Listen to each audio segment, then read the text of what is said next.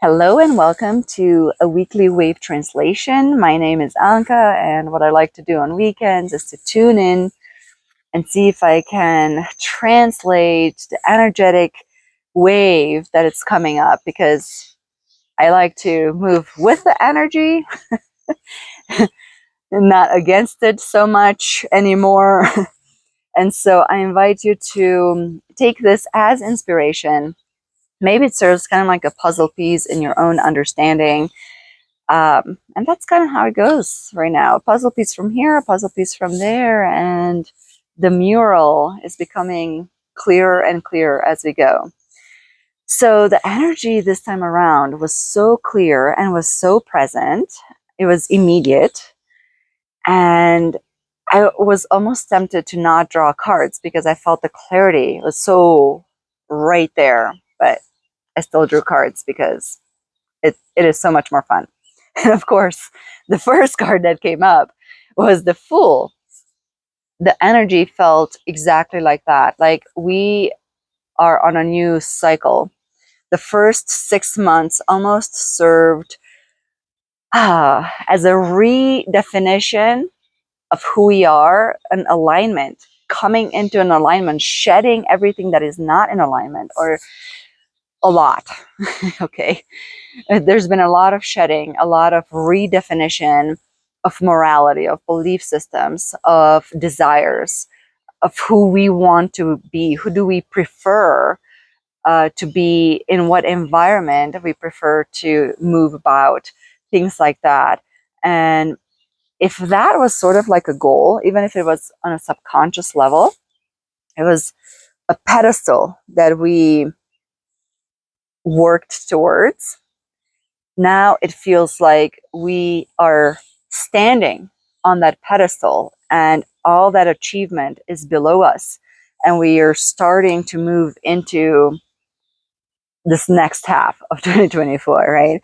So this was definitely a confirmation for me that indeed the seeds have been planted, they have arrived, they have budded, and now it's this fresh air, the clarity of the water, the breeze, the freshness of the truth of us, that authenticity is here, and it's just so palpable.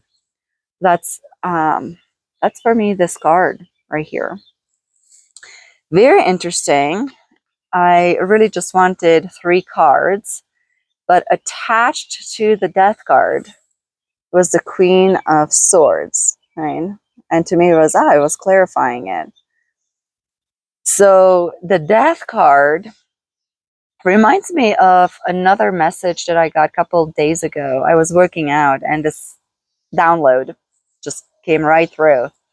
And it's about this fire. And actually, it's not so much about the fire. This redness kind of reminds me of that energy. It's more so about the heat. And as I was thinking about that, it really feels like a tempering. You know, like when steel is poured, it goes through a secondary process to hone in the qualities. It's a heat treatment and a quenching process to kind of freeze the crystalline structures in a certain property structure. And it really feels to me that that's what our bodies are undergoing right now. The codes, all the ingredients are within us to shift in our physicality to the next embodiment level. Yet this tempering through this heat, maybe it's another analogy. It's like, okay, the glass is being melted, so it's becoming a fluid state, right? So that it can be reshaped, but it's not totally melting. And that's what I called, and what it felt to me, because I felt I just went through this 3 weeks ago, and it felt like a metamorphosis. It felt like I was being kneaded and pulled and pushed, and like dough or something. So, and this energy came about again. And when I look at this card, it's almost like you do have to step into that courage and you have to face death. And yet, when you're there facing death in all your might, like, okay, bring it on, you realize there's nobody there but a whole new beginning, right? And it was just so beautiful. Yeah, this card was amazing to me. Plus, this new beginning, this blueness, is the same as the clarity and the presence that the Queen of Swords brings in. The third card was the High Priestess, and this one just tells me, yeah, the goddess is with you, and she'll be with us for, who knows, centuries, eternity. But death was basically squeezed between these two feminine creative powers. And I truly mean the feminine energy, because to me, especially the High Priestess, right, is truly androgynous, but it's that still the seed type energy, that creation, the feminine potential that it's coming up, is being squeezed. So to me, this death, the feel of it, we're moving into this state of unapologetic us. You know, like I think a lot of us are starting to lose patience. We're becoming short fused in a way, and that is different than being triggered. There's that. There might be instances that, you know, somebody is still really good about being able to push our buttons, but this feels as a different type of um, impatience. It's just an authentic anger, an authentic, I claimed this. How many times do I have to do this? I'm serious. No, this is my space. This is who I am. I'm claiming this power, that type of energy. But it's not so much done through that lion type expression. It's more so with this attitude. It's more so through the stillness. It's through the clarity that we have about a situation, right? So when you're bringing your presence from clarity, you can simply lower your voice and say, no, that won't work. And that's it. No explanation, no defense mechanism, just very short, this is not working for me, right? That type of energy. I'm not saying exactly those words, but it's this type of energy that I'm getting from her explaining the death card, right? We're coming into this chillness. And I do have some notes actually from the download a couple days ago, because that one was talking about that this fire energy, even though, let's see, I put down fire, I'm really talking about heat. It is a heat, yet it is bringing in a refreshing of the environment, a new breath, right? Like a whole new perspective, a new way of seeing, a new way of going about situations, solving problems. And as you're moving through this heat, tempering that, the message for me, but I think it's really for everybody, was perfecting your practice, right? Knowing who you are and knowing which tool to use when.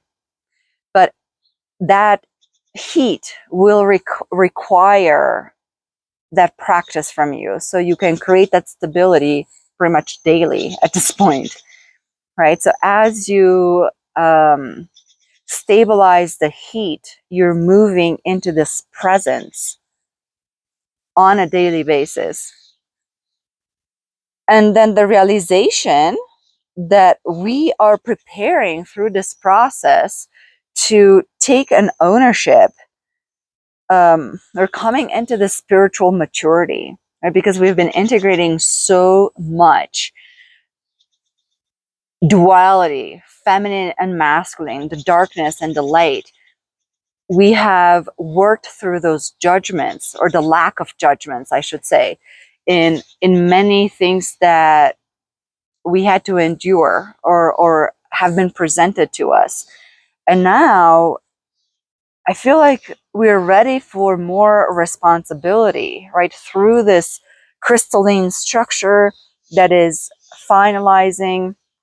And now it's almost like our forming is kind of coming to an end. And now we need to be using this new form into creating our life, but creating all of our lives, stepping into the purpose, our individual purpose, and yet stepping into life purpose, right? There's always this macro and the micro playing out so obviously in such concrete way. And yeah, through this process, there is an observational piece, a witnessing piece, as we maintain the stillness, and we are our own teachers and our own students at the same time. So we get to practice that in a more solid way, from a more trust, confidence, embodiment, really. Yeah, and then I wrote down feeling firmness, assertiveness, a lack of tolerance, here it is, and being unapologetic. And we have this tendency to not care to even defend ourselves, to not care to try to have others understand us. We don't need that anymore because we have embodied that. So that's just amazing. So all this is coming from a very natural